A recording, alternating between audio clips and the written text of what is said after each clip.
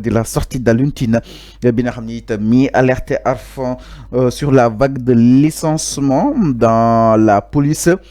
Alioune Tine mu ne l'état social est en danger loolu la daal di yëkkee exactement enfin malgré les explications justement de Jean-Baptiste Tine communiqué bi nga xam ni itam fenn na ko mais ba tey jàpp nañu que ni l'état de droit est en danger fii Sénégal concrètement alors comment est-ce que nga daal di jàngatee justement cette sortie d'Alioune Tine bi nga xam ni itam mi ngi attaqué sur ces licenciements yi nga xam ni itam ñu koy nemmeeku surtout si li nga xam ne que moo di police bi.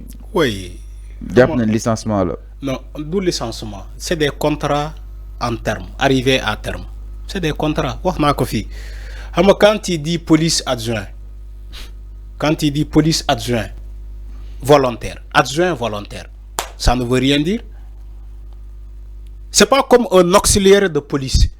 Xam nga police adjoint volontaire c'est différent d'un auxiliaire de police ou bien un auxiliaire gendarme. ñooñu dañoo def armée ba pare. Quand il parle auxiliaire police police auxiliaire wala police gendarme auxiliaire ñooñu dañoo def armée. Mais quand il me dit policier adjoint volontaire loolu mooy caaxaan fan la déparé. Alors loolu boobu benn la ñaareel bi le ministre de l'Intérieur Jean-Baptiste Tine ce qu'il défend aujourd'hui il a défendu quand le régime de Macky Sall était là. Quand il était au haut commandement de la gendarmerie il a refusé ces pratiques-là les adjoints police volontaires moom moo ko bañ daf ko bañ il a toujours refusé ces arts de police. ba ñuy ñëwee pour dugal leen ci gendarmerie il était au haut commandement de la gendarmerie Jean-Baptiste Tine ci jamono boobu il a refusé dafa bañoon. moo tax tey bu taxawee ne seen contrat jeex na moom du ko renouveler il est dans sa logique parce que bañoo na ko démb Macky Sall forcé ko parce que dafa amoon ay émeutes Macky Sall taxaw ne sénégalais yi lu fi amoon du fi amati mu dem récupérer ces personnes là pour ñëw mater le peuple comme on le dit mater le peuple ça a toujours été comme ça te ba pare nga signer leen contrat bu 4 ans man loolu moo ma métti. Ces policiers là dañuy sol même uniforme que les policiers ba pare yow nga signer leen contrat 4 ans mais Macky Sall moo leen jëkk a yàbb. C'est pas le ministre qu'on attaque aujourd'hui, c'est Macky Sall. Je l'ai dit ici.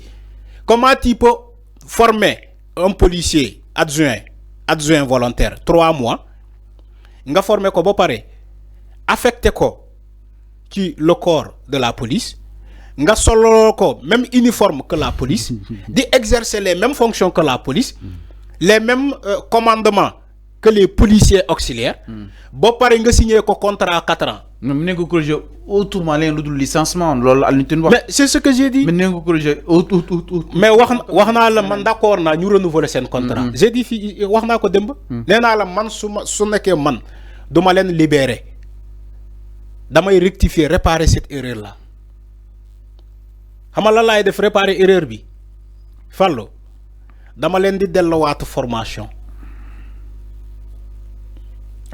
Oui.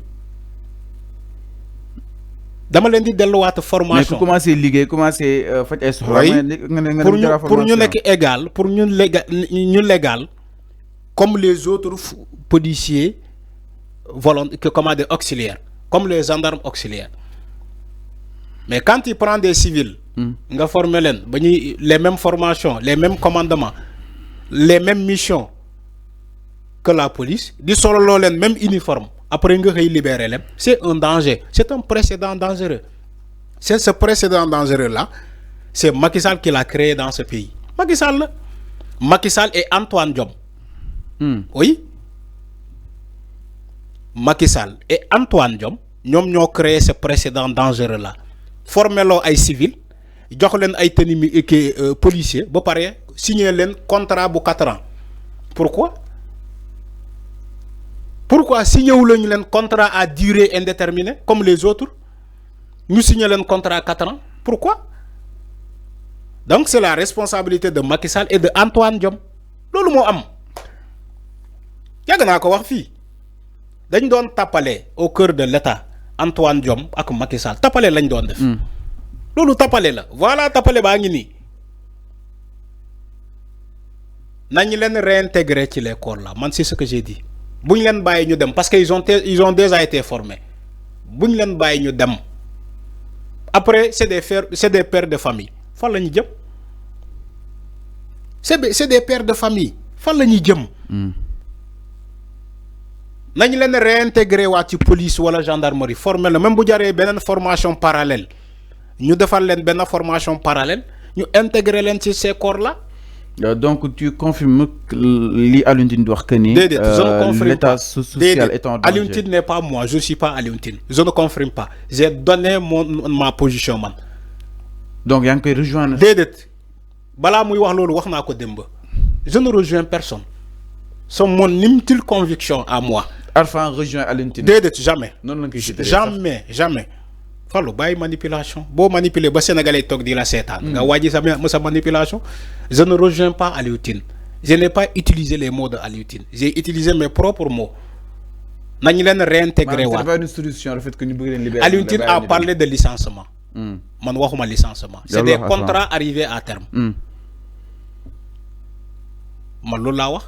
Donc quand il dit que je rejoins Alioune Tine, c'est faux. Mais licenciement ak contrat arrivé à terme. Licenciement remerciement peut-être il y a des problèmes avec le français. Okay. Licenciement quelqu'un qui est sous contrat ngay licencier. Il est sous contrat nga licencier ko.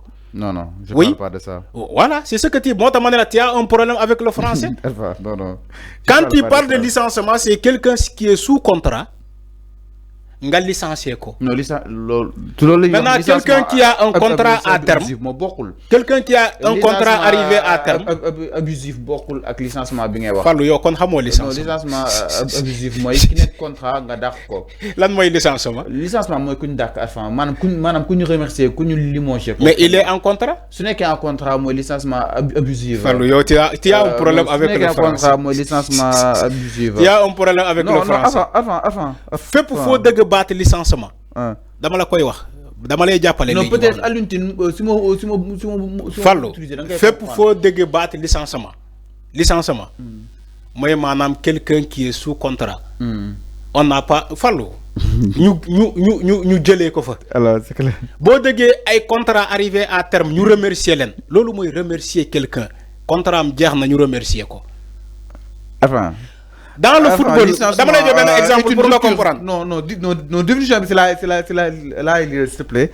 Licenciement est une rupture unilatérale du contrat de travail à l'initiative de l'employeur. Un licenciement ne peut être engagé sans cause réelle et sérieuse. C'est ça. Tu as parlé de rupture de contrat. Le contrat bi jeexul. Yow yaa ko rupture Fallu. Tu as un problème avec le français. C'est une rupture de contrat. Mën na dem que ni contrat bi su jeexee ñu dakkal ko ñu ne dootuñu ko renouveler. Déedéet loolu la c'est une rupture. Non enfin bu ñu si appesantir fépp foo dëgg rupture. Bu ñu si appesantir damay ñëwaat toujours ci le mot. fépp foo dëgg rupture.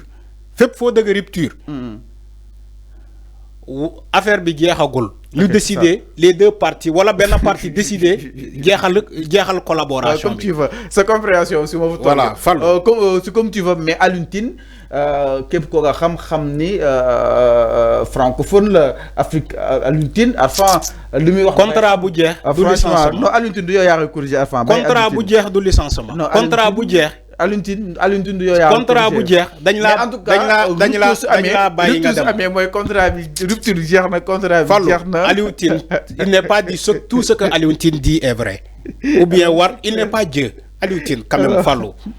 Il faut arrêter la manipulation. Alors c'est clair. Alioune Tine chaque jour. Et si la